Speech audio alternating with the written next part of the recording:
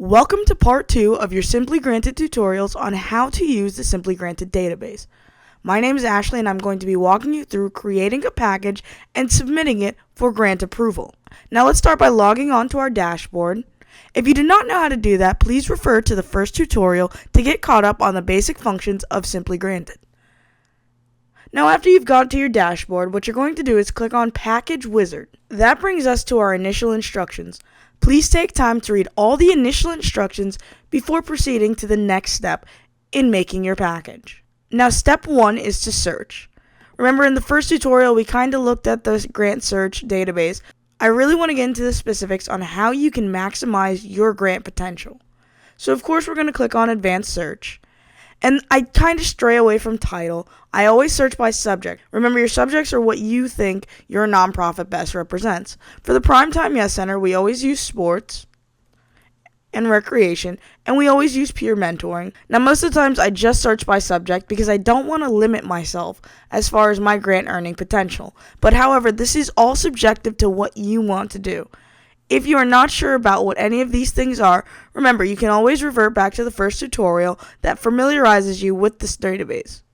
Now one thing I will tell you is that once you click filter, it'll sort out all of your grants. But if you decide to change something like the type of submission, the status, or even if you remember the title, make sure you click filter because it will not update automatically. Now let's scroll down to see what type of grant options I have. One thing I love to do is always search by amount. I always have an idea of a specific budget I want, so I find a grant that best matches that. Another way to search is by submission type, automatic or manual. The difference is manual will be printed out and mailed to the grant maker, automatic will be sent directly. Now, I know you're thinking automatic seems easier, so why not do all automatics? The Cyber Electronic Automatic Grant Submission, so sometimes manual does work out better in your favor. What I always do with the grant is I'll say, okay, that's in my budget range. So I'll click in that, and it'll bring me to a login. Remember, here at Simply Granted, we want to make sure that you are always safe and secure with your information. So we make sure that you're logging on multiple times, and always click the account associated with your Simply Granted name. Next, we have the View Grant. This gives you all of the information you need to know about the grant, and it gives you all the contact information in case you want to contact them after you submit the grant in order to let them know that there is a grant on its way from Simply Granted. After you've read all of your purposes and descriptions, you want to make sure that it is a grant that is exactly for you. Finally, we're going to scroll down and we're going to begin to create a package. Since this is your first package, you want to use the Package Creation Wizard.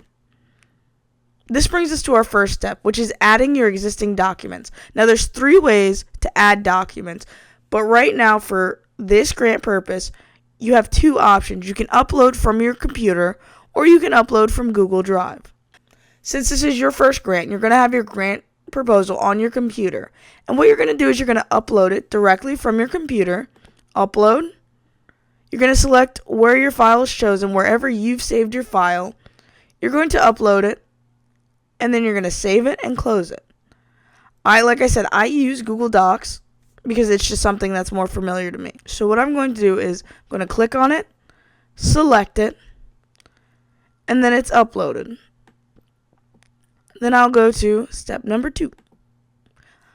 Upload your eligibility and contact.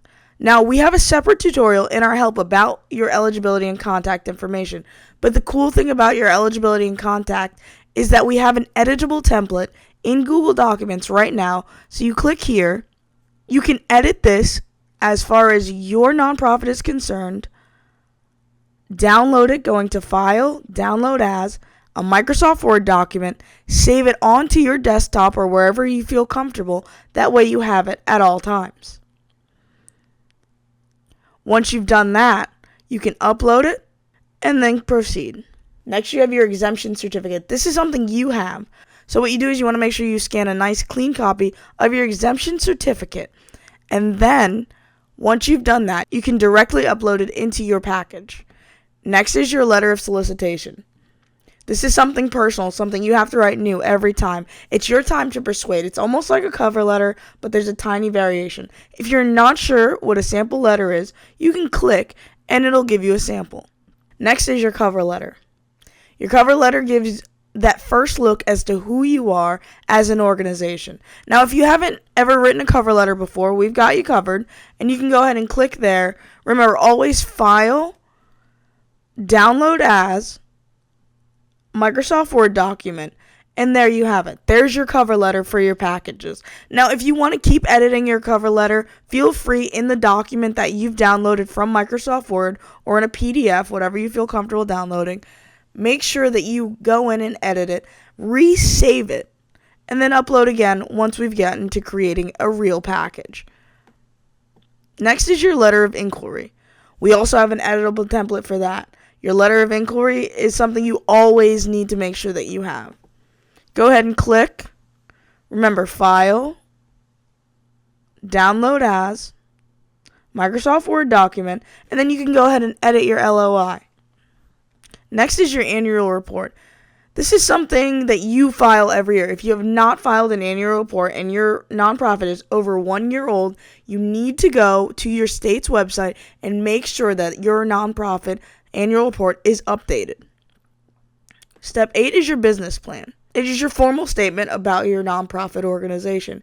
It gives all the details of what you aim to achieve, and it also contains background information about who you are as a founder and your organization and why you guys want to do what you're doing in the community. Once you've uploaded that document, you're going to go ahead to step 9. You always want to use all the money grant makers give you, so don't ever leave one penny unturned. We have your organization title, your project title, your EIN, your breakdown, and then your expenses and the amount. So let's say your expense is books, and you want to spend $500. That's what you put in. Remember, File, Download As, Microsoft Word document. That way you can always have these readily available and editable when you create different packages. Then we go to step 10, our final instructions. Please take time to read all the final instructions before you submit your package. Once you've done that, we can go and close the application wizard. Yes. It'll bring you back to Once it brings you back to your package, you want to make sure that you title your package, and I always title it this way. I say the title of the grant name, the date,